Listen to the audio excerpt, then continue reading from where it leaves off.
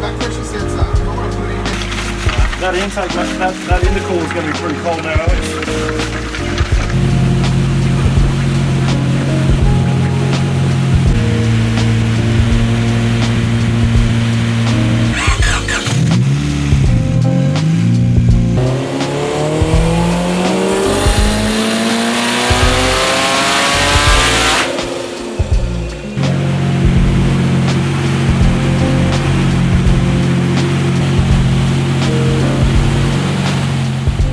Alright guys, as you've seen on the dyno there, we've now got the G40 900 with our new 0.80 rear housing on it. That rear housing allows you to fit G40s onto traditional 50 and 55mm ID V-band manifolds that we already have, and from other companies as well.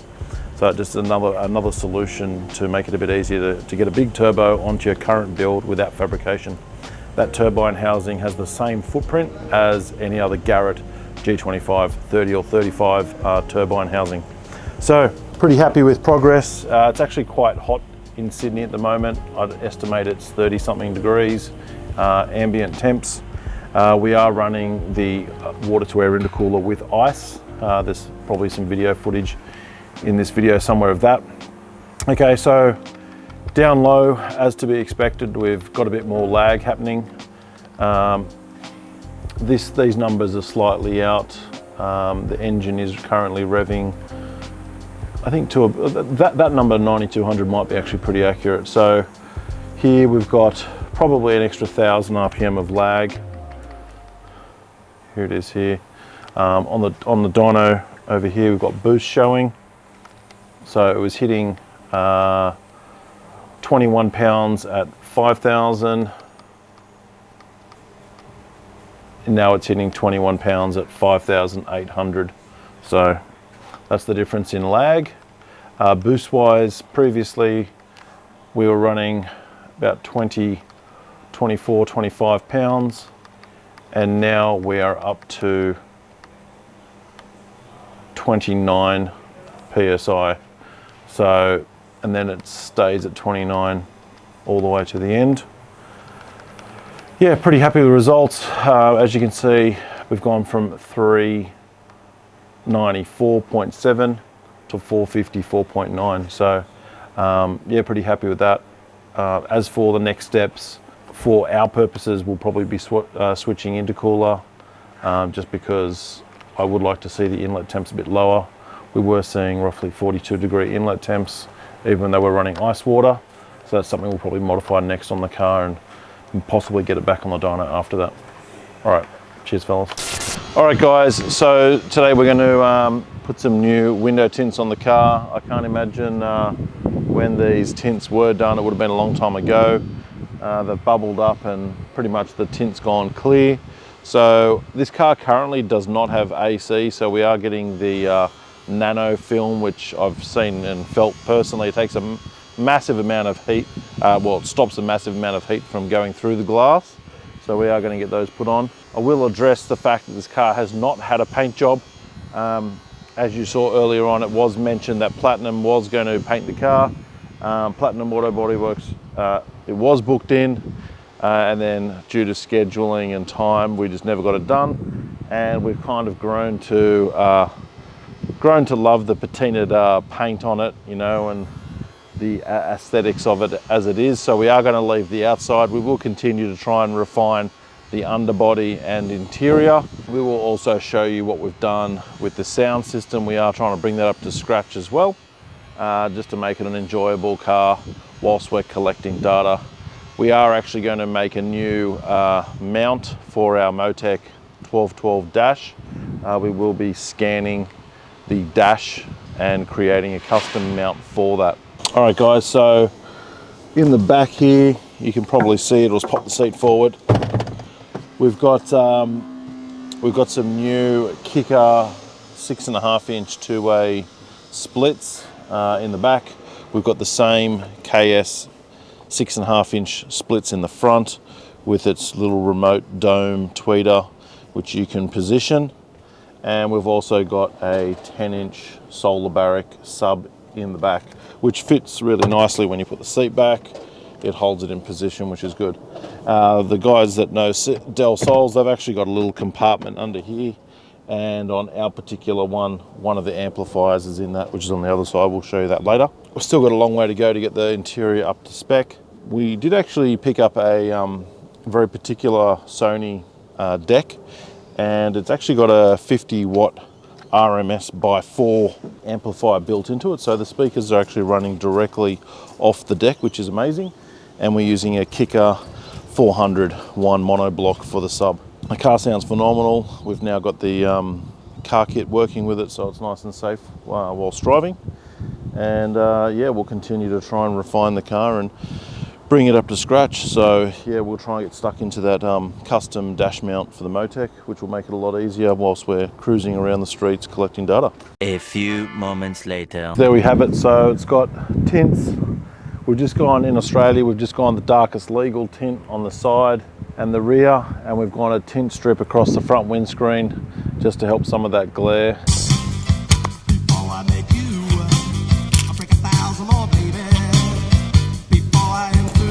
But yeah, it looks a lot better with the old tint removed off the rear there and new stuff applied.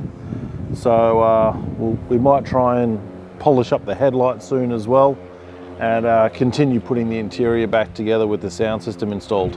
The orange door handle, it stands out a fair bit. We've just gone with our Artec orange on it there. Why? Because the original door handle snapped on us and we weren't able to get the turquoisey green from Honda, so we just grabbed another color and we sprayed it up ourselves. So yeah, we're not too fussed about the color matching. We just thought it'd, be a bit fun. All right guys, here we are back at the track. It's been a long time between drinks with this drag racing, the CRX.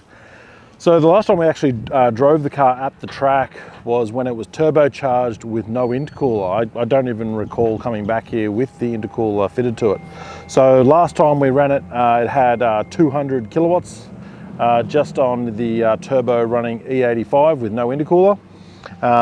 As you've seen from the dyno videos, the car is currently up to 450 kilowatts now. Hello? Yeah, I'm just filming at the moment. Okay, I'll turn it on silent. 450 kilowatts. We've got cheap street tires that are probably, I don't know, 4 years old or something. They're Kumo, they're 205 50-15s. We have no LSD in the car. We've got factory drive shafts. We're just gonna leave the tire pressures, street car, 30 something PSI. Why? Well, if we set it up for any sort of more traction, I believe we're just gonna break something. So this car is a development car. It's not actually designed to be a drag development build video series. It is for our development purposes. We have got a lot of sensors collecting data on this.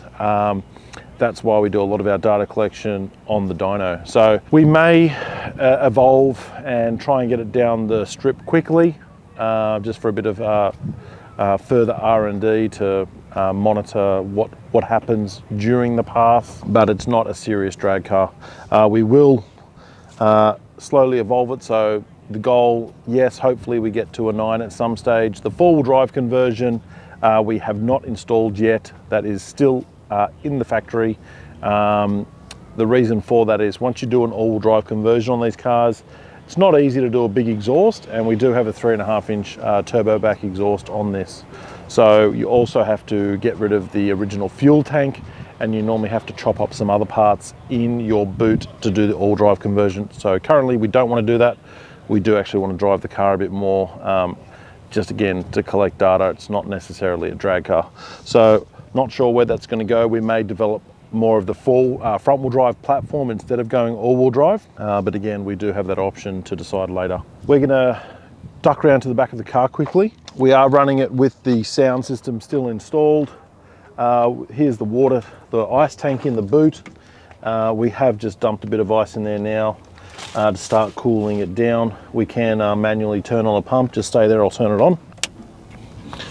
So that will start cooling down the core in the engine bay because it would have a bit of heat soak. But what we'll do is once we're ready to race, You all came because you wanted to see a race. Let's race! we will drop the water level. We'll stick a bag of ice in it just before we go out for our first pass. So, all right, we'll see you in staging lane.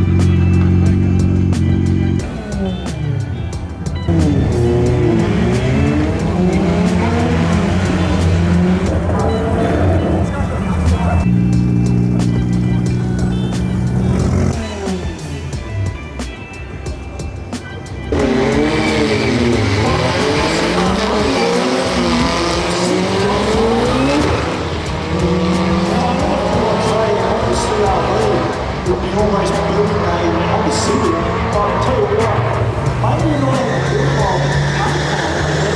not All right guys, so there we've done 4 passes for tonight. We were trying to work out what was going on. So basically the first half of the track, I'm just blowing away the tyres, trying to work out how to drive the car. The first couple of passes I was trying to accelerate too hard in the deep end as well. We thought there was some sort of wheel spin, but we knew there was some sort of cut coming in and killing the party. And so on the second last run, we thought it may be a boost cut, so we might be seeing an increased level of boost just with the air density and headlight out and actually on the track instead of on the dyno.